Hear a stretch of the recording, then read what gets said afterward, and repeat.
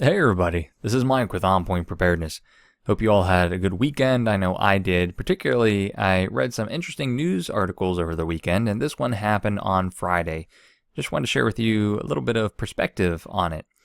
You can see this happened in Lancaster, Pennsylvania, near Philly, and a massive sinkhole opened up in the parking lot of Tanger Outlet Mall.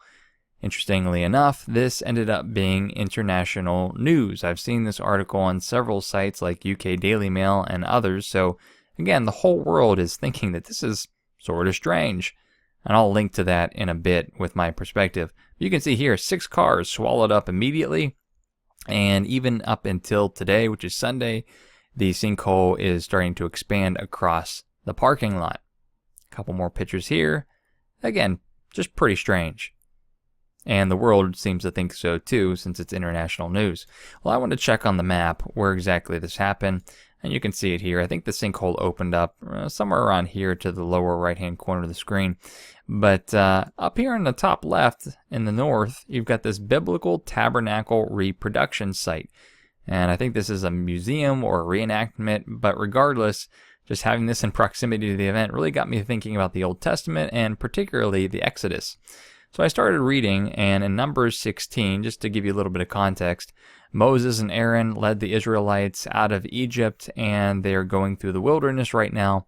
And naturally, some of the people start to rebel against Moses and Aaron, saying, "We had it better in Egypt. Why did you lead us out into the wilderness where we're going to perish? You promised us the land of milk and honey, and this is hardly what you promised." And so again, there's this rebellion happening. I just wanted to read just these 2 paragraphs to you, and it'll tie into this sinkhole thing.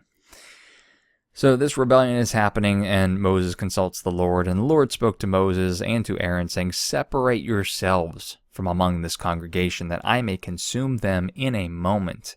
And they fell on their faces and said, "O God, the God of the spirits and of the flesh, shall one man sin, and you will be angry with all the congregation?" And the Lord, having mercy, spoke to Moses, saying, "Say to the congregation, get away from the dwelling of Korah, Dathan, and Abiram." Later on down the line here, Moses is providing this warning so that people can get out from this event that the Lord is going to have. And Moses said, "Hereby you shall know that the Lord has sent me to do all these works, and that it is not of my own accord. If these men die as all men die, or if they are visited by the same fate of all mankind, then the Lord has not sent me. But," and this is what's the interesting part here, "but if the Lord creates something new, and the ground opens its mouth and swallows them up with all that belongs to them, and they go down alive into Sheol, then you shall know that these men have despised the Lord." And as soon as he had finished speaking all these words, the ground under them split apart, and the earth opened its mouth and swallowed them up with their households and all the people who belonged to Korah and all their goods.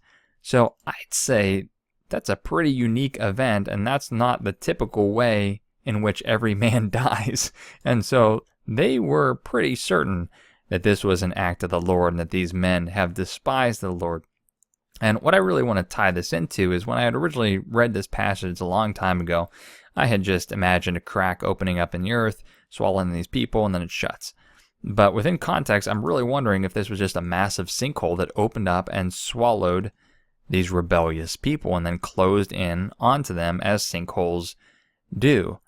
And what I really want to tie into all of us who are students of prophecy into these passages is when Moses say, if these men die just a normal death, then, it's not of my own accord. But if it's something strange, if it's something new, well, then it's attributable to the Lord. And so what are we seeing right now? We're seeing things like this.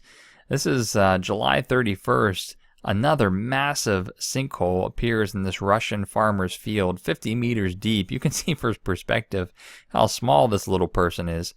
And this is not just limited to Russia. It's not limited to just Florida, which has had its fair share of sinkholes. This is happening all around the world. Major sinkholes. And not only just sinkholes, but we've seen the massive cracks opening up all around the earth. which I have also touched on, and a whole bunch of big YouTubers have as well.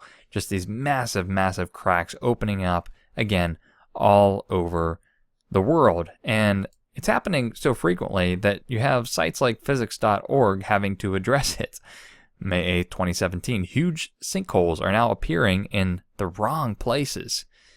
Down here it says, sinkholes are not a new phenomenon in the U.S., but in a recent spate of huge, sudden appearing caverns, so caverns is a lot different than a sinkhole, which really signifies their dimensions and how big they are, is prompting alarm because they're happening in places where they should not, and now seems to be proliferating nationwide. The usual cause is crumbling water, drain, and sewer pipes often neglected by cities, which is true. There's been a lot of known causes for some of the smaller sinkholes, but they say the usual cause, but they don't address the fact that there's a whole lot of unusual sinkholes, like this one, again, not in the U.S., but in Russia, and they actually termed it the gate to hell, or the gate to Sheol. And I'm going back to these verses here. These are strange events because they're happening everywhere. They're getting bigger. They're happening more frequent. On top of all the other weird, quote-unquote, natural or unnatural events that are happening, like the major forest fires that are happening all over California and Greece and everywhere across the world, the cracks opening up, the sinkholes opening up, the hurricanes, the tsunamis, the geopolitical sphere, and how we're on the verge of World War III, the decay of moral society. It's almost as if, the Lord would say today, if you see one or two of these things happen here and then, infrequently, then no, it's really not from me.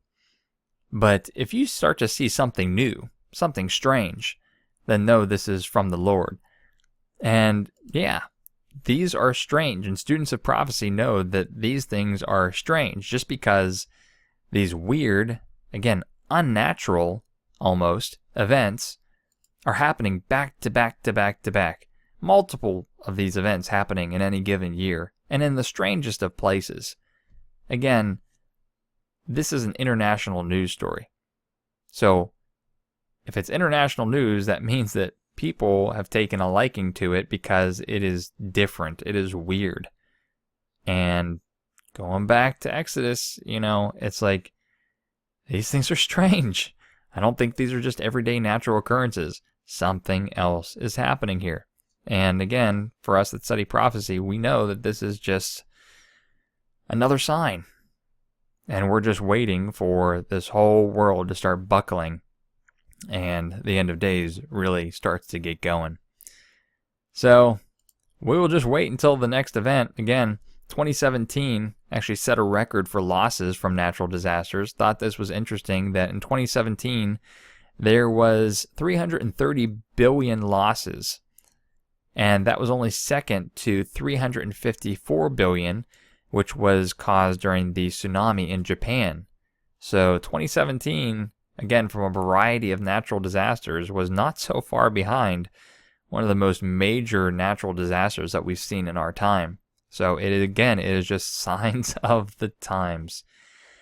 So I hope you enjoyed this. Again, these things are going to continue to happen, and I'm interested in what will be on the horizon.